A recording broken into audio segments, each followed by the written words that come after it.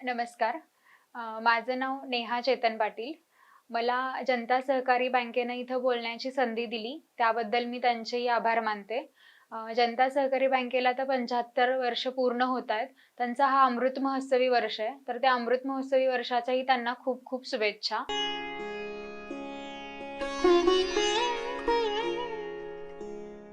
नवरात्र उत्सवाच्या सर्वांना शुभेच्छा. आणि मी थोडक्यात माझा व्यवसाय कसा चालू झाला आणि कुठपासून मी ह्या व्यवसायाला सुरुवात केली आणि आता 6 वर्ष पूर्ण झालेली आहेत. तर त्या संदर्भात मी थोडीशी तुमच्यासमोर बोलणार आहे. तर सुरुवात माझी झाली ती म्हणजे कॉलेजला असल्यापासून. कॉलेजला असताना मला केक्स आणि बिस्किट्स बनवायला खूप आवडायचे. तर मग मी हळू त्याचं प्रोफेशनली आपल्याला काही करता येईल का हा विचार करत होते. तर एम-ए माझं शिक्षण पुण्यामध्ये झालं. एम-ए पॉलिटिकल सायन्स झालं. पण ते झाल्यानंतर पण मला असं वाटत होतं, की नाही मला अजून काहीतरी पुढे करिअरच्या संधी उपलब्ध झाल्या पाहिजेत आणि सगळ्यात पहिली कुकिंगची आवड होती. त्यामुळे मग मी या क्षेत्राकडे वळाले. तर सुरुवात अशी केली मी, की एक छोटासा रिटेल कॉफी ऑपरेशनचा एक कोर्स होता, जो की फडके हाऊस चौकामध्ये एक आहे तिथून मी केला. तर तिथे गेल्यावरती मला इंटर्नशिप करायची होती एक. तर ती इंटर्नशिप मी कॅफे कॉफी डेमध्ये केली. तर मी तिथे 6 महिने इंटर्नशिप केली. इंटर्नशिप केल्यानंतर मला असं जाणवलं, की नाही मी फक्त जॉबच नाही करू शकत इथे. तर मला स्वतःचं काहीतरी चालू करायचंय. तर मग मी अशा शोधात होते, की मला कुठे चांगली जागा मिळेल का? किंवा काय दुसरीकडे कुठले सोर्स आहेत का मी करू शकेल असे? तर मी एका ठिकाणी केक्स देत होते. तर त्या केकच्या माध्यमातून मला हळू लिंक लागत गेली, की मला दुसरीकडे पण कुठे प्रोव्हाईड करता येतील का केक? किंवा माझं स्वतःचं प्रोडक्शन कुठे करता येईल का? तर मग शनिवारवाड्याच्या समोर एका ठिकाणी जिथे मी केक देत होते, तर त्या सरांना मी विचारलं, की "बाबा तुम्हाला एक जागा अशी तुमची भाड्याने द्यायची आहे का?" तर ते सर म्हटले, की "अरे तू माझ्या इथंच येऊन मला अशी डायरेक्ट कशी काय विचारतीयेस, की तुला ही जागा म्हणजे मी भाड्याने देऊ की काय?" तर मग ते म्हटले, की "तुझा कॉन्फिडन्स मला खूप आवडला. तर मी तू विचार करेल, की ही जागा तुला द्यायची की नाही द्यायची त्याबाबत." मग मी ठीक आहे बोलले सरांना त्या आणि ते सर एक 60 वर्षांचे होते आणि ते त्या त्या ठिकाणी एक 2-3 वर्कर वगैरे घेऊन ते कॅफे स्टार्ट करत होते तिथे. मग ते बोलले मला, की "चालेल मी देतो" म्हटले, "तुला ती जागा." तर ज्या दिवशी मी त्या सरांसोबत बोलले होते, त्या दिवशी फक्त माझ्या अकाउंटमध्ये ₹2000 होते आणि त्या ₹2000 पासून मी आत्ता 61 लाखांचा माझा टोटल टर्नओव्हर आहे. तर तिथपर्यंत माझा जो प्रवास आहे, तर तो खरं तर खूप अवघड प्रवास होता. म्हणजे ॲक्चुअली लग्नाच्या आधीपासून मी हे स्टार्ट केलेलं होतं. नंतर लग्न किंवा मग बेबी ह्या सगळ्या प्रोसेसमध्ये मला म्हणजे समाजाकडून पण खूप हे झालं, की बाबा तू एकटी आहेस आणि असं कसं करशील किंवा काय. पण ह्या सगळ्यांमध्ये मला माझ्या हसबँडचा खूप मोठा सपोर्ट होता. तर सगळ्यात सुरुवात आम्ही अशी केली, की जागा घेतली तिथे रेंटवरती. जागा रेंटवरती घेतली. पहिल्या दिवशीच ज्या दिवशी मी जागा रेंटवर घेतली, त्या दिवशी मी बँकेकडे आले, जनता सहकारी बँकेमध्ये. तर तिथं मी सरांना विचारलं, की "सर मी अशी-अशी एक जागा रेंटवरती घेतलेली आहे आणि मला असं फूड कॅफे चालू करायचा आहे. तर मला भांडवलाची आपल्या बँकेकडून काही व्यवस्था होईल का?" तर ते म्हटले, की "तुझा पहिल्यांदा आय-टी-आर नाहीये. म्हणजे आत्ताच तू स्टार्टअप करतीयेस, तर अजून लगेच आम्ही काही तुला करू शकणार नाही. मदत लगेच करू शकणार नाही. तू एक 1 महिन्याने किंवा 2 महिन्यांनी येऊन भेटलीस तरी चालेल." मग 1 महिना पूर्ण झाला बिझनेसला आणि माझे ट्रान्झॅक्शन त्या बँकेमध्ये त्यांना दिसत होते, की म्हणजे पहिल्या दिवसापासून अकाउंट ओपन केलं होतं आणि कंटिन्यू ट्रान्झॅक्शन त्यांच्या बँकेमध्ये होते. तर मग ते सरांना खूप छान वाटलं. त्यावेळेस अत्रे सर मॅनेजर होते. मी तिथे जाऊन त्यांच्यासोबत बोलले. त्यांनी मला फोन करून बोलवून घेतलं, की "बाबा आम्ही तुला मदत करू शकतो आत्ता" म्हणून. तर सुरुवातीला मला त्यांनी ₹1.5 लाख लोन मंजूर केलं. तर ते ₹1.5 लाख लोन पण माझं जवळ-जवळ 4 ते 5च महिन्यात मी फेडलं. आणि त्यानंतर सरांनी लगेच मला दुसरं सांगितलं, की महिला उद्योगिनीची एक स्कीम चालू झाली आहे. म्हणजे महिला दिनानिमित्त होती ती. तर त्यात महिलांना 11% व्याजदराने ते लोन देत होते. म्हणजे 10 लाखापर्यंत विनातारण त्यांचं लोन होतं. तर मग ते लोन मला त्यांनी देऊ केलं. त्यातलं ₹7 लाख मला जेवढं हवं होतं तेवढं मी लोन घेतलं. मग त्या 7,00,000च्या ह्याच्यामध्ये मी माझं बाकीचं जे भांडवल होतं, म्हणजे कॅफे संदर्भातले जे काही फ्रीज घ्यायचे होते मला, जे की मी अजून व्यवस्थित घेतले नव्हते किंवा फर्निचर बदलायचं असू देत किंवा माझं सॉफ्टवेअर, कॉम्प्युटर वगैरे असं काही घ्यायचं असू देत, ते सगळं मी त्या पैशामधून घेतलं आणि हळू ते 5 वर्षाचं लोन होतं. ते 5 वर्षाचं लोन पण माझं बऱ्यापैकी 3.5 वर्षामध्येच कव्हर झालं. आणि बँकेला म्हणजे असं पण वाटलं, की नाही हे व्यवस्थित सगळे लोन कव्हर करतायत आणि माझी डेली त्यांची जी एक बचत ठेव योजना होती, त्या बचत ठेव योजनेतून सुद्धा मी दर रोजचे जे काही असतील ₹500 म्हण, ₹1000 म्हण असे पैसे मी त्या ह्याच्यामध्ये जमा करत होते. मग ती माझी पण एका ठिकाणी रक्कम ती पण वाढत होती. मग हळू हे बँकेला दिसत होतं, की बाबा ही चांगली डेव्हलप करतीये. मग आता जस्ट मी या पाडव्याला घर बुक केलं. तर मला एवढा आनंद होतो सांगायला, की माझं स्वप्नातलं घर मी फक्त ह्या बँकेमुळंच करू शकले. कारण त्यांनी मला चांगली संधी दिली, की तू घेऊ शकतेस. तर मला टोटल त्यांनी 1,07,00,000चं कर्ज आता सध्या मंजूर करून दिलंय. तर त्याबद्दल मी बँकेची खूप आभारी आहे. जे की माझं स्वप्न होतं, की पुण्यासारख्या शहरात माझं एक स्वतःचं घर असावं. तर तेही त्यांनी पूर्ण केलं.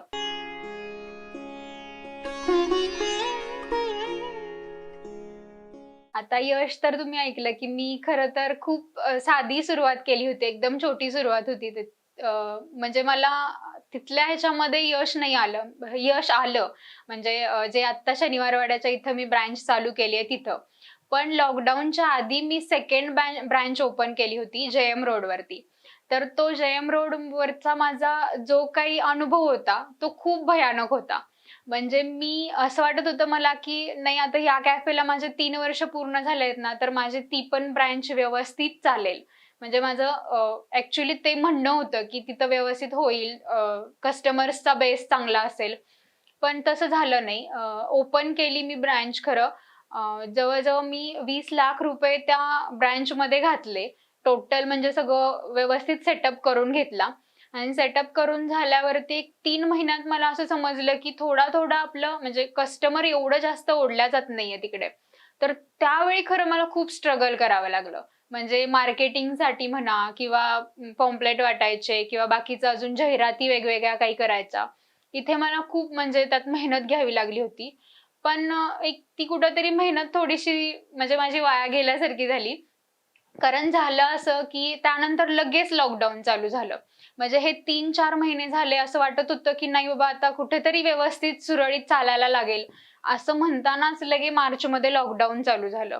मग ते लॉकडाऊन चालू झाल्यानंतर जो कॅफेचा मालक होता म्हणजे जो रेंटवरती मी ज्यांच्याकडून घेतला होता. तर त्यांचं म्हणणं असं होतं, की तुम्ही दर महिन्याला जे काही 37,000 माझं भाडं ठरलं होतं, तर ते तुम्ही भाडं मला द्या. मग ते रोज म्हणजे इन्कम स्टॉप असताना, काहीच इन्कम नसताना मला ते ₹37,000 त्याला महिन्याला पे करावे लागत होते. तर ते मला थोडंसं कुठेतरी खटकत होतं. म्हणजे मी त्यांच्यासोबत कॉन्टॅक्ट करत होते, की "नाही सर मी तुमचे पैसे नंतर पे केले तर चालतील का?" वगैरे. तर माझं त्यांच्याकडे डिपॉझिट होतं. त्या डिपॉझिटमधून पूर्ण 6 महिने जोपर्यंत लॉकडाऊन होतं तोपर्यंत म्हणजे कडक लॉकडाऊन जोपर्यंत होतं तोपर्यंत त्यांनी पूर्ण पैसे ते घेतले. त्यांनी मला एकही रुपया आता ह्याच्यामधून दिला नाही डिपॉझिटमधून. प्लस झालं असं, त्यावेळेसच मी बरोबर प्रेग्नंट होते आणि त्या प्रेग्नन्सीच्या काळात म्हणजे मला काय सुचत नव्हतं असं, की काय करायचं नक्की. म्हणजे हा कॅफे तर चालू केला, इकडे बाकीचा इन्कमचा सगळा स्टॉप आहे आणि असा विचार येत होता, की आता बेबी येणार आहे, मग त्याचं कसं करायचं? म्हणजे ह्या पण सगळ्या गोष्टी माझ्या मनामध्ये होत्या. आणि लॉकडाऊन चालू व्हायच्या आधी एक 2-3 दिवस म्हणजे माझा बर्थडे होता 22 मार्चला ॲक्चुअली त्या दिवशीच लॉकडाऊन लागलं आणि त्याच्या आधी 2 दिवस आम्ही गावी गेलो होतो. म्हणजे माहेरी सासरी गेले होते मी. तर तिथे गेल्यानंतर आम्हाला लगेच समजलं, की 22 पासून लॉकडाऊन लागणार आहे. मग आम्हाला तिथं राहण्याशिवाय दुसरा पर्याय नव्हता. मग आम्ही तिथेच राहिलो. तिथे राहिल्यावरती पण माझं म्हणजे गाव एकदम खेडेगाव आहे. आणि तिथं गावापासून ॲक्चुअली 3 किलोमीटर मळ्यामध्ये आमचं घर आहे. तर तिथे मी स्वतःचा केकचा व्यवसाय चालू केला.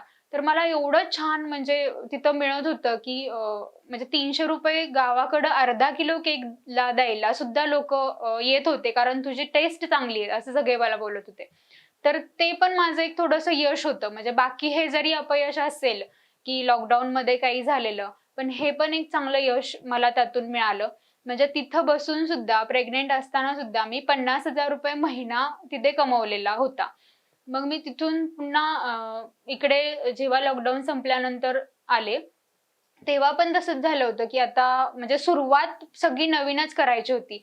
कारण काही मटेरियल तर नव्हतंच. रॉ मटेरियल सगळं खराब झालेलं होतं. कारण त्याची एक्सपायरी डेट 4 महिने, 5 महिने अशी होती. मग फ्रीजमध्ये आल्यावरती पाहिलं, तर ॲक्चुअली सगळं मटेरियल मला टाकून देण्याशिवाय पर्याय नव्हता. आणि मी माल लॉकडाऊनच्या आधीच नुकताच भरला होता. तर तो जवळ-जवळ 35,000-40,000 चा माल माझा फ्रिजमध्ये सडून गेला होता. म्हणजे अक्षरशः ते पूर्ण सगळं हे करताना मला खूप वाईट वाटत होतं, की आपण ह्याच्यातून बरंच कमवू शकलो असतो. पण ते सगळं वेस्ट गेलं होतं माझं. मग त्यात माझ्या हसबंडनी मला खूप सपोर्ट केला, की "नाही बाबा तू करू शकशील. मी तुझ्या सोबत आहे. आपण दोघं मिळून या गोष्टी करूयात" म्हणून. आणि बेबी पण लहानच होतं. तर त्याला मी बाबा गाडी अशी बाजूला ठेवून मग मी काही असेल ते ऑर्डर बनवायचे. त्याला तिथं झोपवून वगैरे आणि तेव्हा कामगार पण आलेले नव्हते कोणी. म्हणजे माझ्याकडे आत्ता सध्या 6 कामगार आहेत. तर त्यावेळेस जे 2च कामगार होते. तर ते 2 कामगारांना पण वरून यूपीचे होते ते. तिकडून इकडे येणं त्यांना शक्य होत नव्हतं लगेच. तर मग जे काही 2-3 महिने होते, 3 महिन्याचं बेबी मी घेऊन आले होते. तिथपासून माझी सगळी अशी हे होतं, की बाबा मी त्या बेबीला पण बघायचं आणि ऑर्डर पण बनवायच्या आणि फूड डिलिव्हरी शक्यतो द्यायला तिथं होतं. तर मग त्या काळामध्ये एक 3-4 महिने डिलिव्हरीच द्यायला लागत होती. मग मी ऑर्डर बनवायचे जसे Zomato, Swiggyवरून येतील किंवा फोन कॉन्टॅक्ट आमचे जे होतील त्याच्यावरून ऑर्डर बनवायचे. मिस्टर तिकडं देऊन यायचे. पण ही पण एक भीती होती, की माझं मूल एवढं लहान आहे आणि एवढं लहान असताना मला ते कोरोनाची खूप भीती होती त्यावेळी, की आपल्याला झालं तर किंवा हे बेबी एवढं लहान आहे, त्याला झालं तर त्याला काहीच बोलता येणार नाही किंवा सांगता पण येणार नाही ना, असं काय होतंय त्याला. सिम्प्टम्स पण काही दिसत नव्हते. आणि हे असं असतानाच खरं ॲक्चुअली तो 9 महिन्यांचा झाला. जेव्हा दुसरं लॉकडाऊन एप्रिलमध्ये पुन्हा पडलं. तर एप्रिलमध्ये लॉकडाऊन पडल्यावरती पण खूप आजारी झाला तो. म्हणजे लॉकडाऊन पडायला आणि तो आजारी व्हायला असं एकाच दिवसांचा फरक होता. मला त्याला ॲडमिट करायला लागलं होतं शैशव हॉस्पिटलमध्ये. तर तिथे डॉक्टरांनी सांगितलं, की आपण आधी कोव्हिडची टेस्ट करूया. मग कोव्हिडची टेस्ट झाली. मग बऱ्यापैकी बाकीच्या पण टेस्ट झाल्या. निदान काहीच लागत नव्हतं. मग आम्ही त्यातनं पण घाबरून गेलो होतो, की अजून एवढा पाहिजे तेवढा इन्कम चालू झालेला नव्हता माझा. आणि हे असं सगळं घडत असतानाच घरच्यांचा पण मला तेवढाच सपोर्ट होता. म्हणजे माझ्या आई-बाबांचा पण तेवढा सपोर्ट होता, सासू-सासऱ्यांचा पण तेवढाच सपोर्ट होता, की "तू करतीयेस ना, तर तू कर." म्हणजे मला फायनान्शियली त्यांनी असं काही जाणवून दिलं नाही, की तुला हे कमतरता आहे किंवा तू नाही केलंस तरी काही हे होणार नाही, असं त्यांनी नाही जाणवून दिलं मला. त्यांनी सपोर्ट पण मला तेवढाच केला. मग त्या सपोर्टवरती खरं मी आत्तापर्यंत इथे येऊ शकले आणि इथून मागे बघताना मला खूप छान वाटतं, की मी एवढा स्ट्रगल करून जेव्हा पुढे आले, तेव्हा मला छान वाटतं.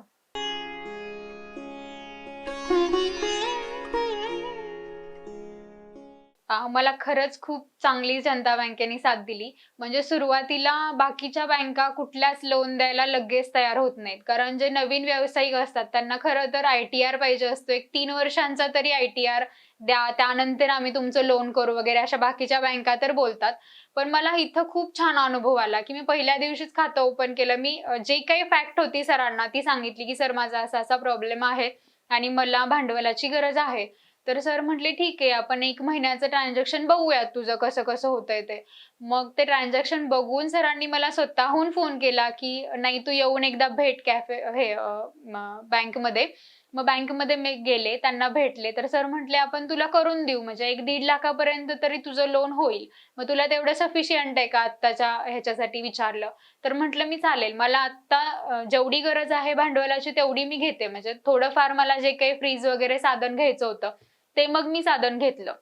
म्हणजे मी बेसिक गोष्टींपासून सुरुवात केली. मग त्यानंतर लगेच एक 5-6 महिन्यातच त्यांनी मला पुढची स्कीम सांगितली, की बाबा असं-असं आपलं आहे महिला उद्योगिनीचं. तर मग तू त्याच्यामध्ये तुला हवं असेल तर अजून तुला भांडवल मिळेल. तुला घ्यायचं असेल तर तू घेऊ शकते. मग तोपर्यंत बरेच दिवस गेलेले होते. ट्रान्झॅक्शन पण माझे खूप चांगले होते. मग सर म्हटले, की "तुला बघायचं असेल तर बघ." मग त्याच्यातून मी 7,00,000चं लोन उचललं होतं. तिथून मग पूर्ण मी मेकओव्हर केला माझ्या कॅफेचा म्हणजे पूर्ण बदलून टाकलं कॅफे. म्हणजे अशी बरीच त्यांनी साथ दिली मला आणि ते लोन झालं. ॲक्चुअली लॉकडाऊनच्या आधी ते माझं कव्हर होणार होतं. म्हणजे 6च महिने राहिले होते. तर हे लॉकडाऊन पडलं. मग लॉकडाऊनचे हप्ते पूर्ण माझे बंद होते. तर लॉकडाऊनच्या नंतर सुद्धा म्हणजे त्यांनी असं टॉर्चर केलं नाही बाकीच्या बँकांसारखं, की बाबा तू आत्ताच्या आत्ता येऊन मला हप्ते भर किंवा काय. त्यांनी पण म्हणजे व्यवस्थित मला समजून घेतलं, की नाही ही भरू शकते, हिच्याकडे कॅपॅसिटी आहे. मग मी तेव्हा गोल्ड लोन करून किंवा काय करून जे काही एन-पी-एमध्ये माझं अकाउंट गेलं होतं, ते पूर्ण नील करून घेतलं. परत 1 वर्षानंतर लगे गोल्ड पण जे ठेवलं होतं, ते गोल्ड पण मी सोडवून घेतलं. म्हणजे असं बऱ्याच त्यांनी मला मदत केली आहे जनता बँकेने त्यामध्ये. आणि हे झालं, की आता मी पाडव्याला जसं सांगितलं असं घराचं स्वप्न पण माझं त्यांच्या थ्रूच पूर्ण झालं.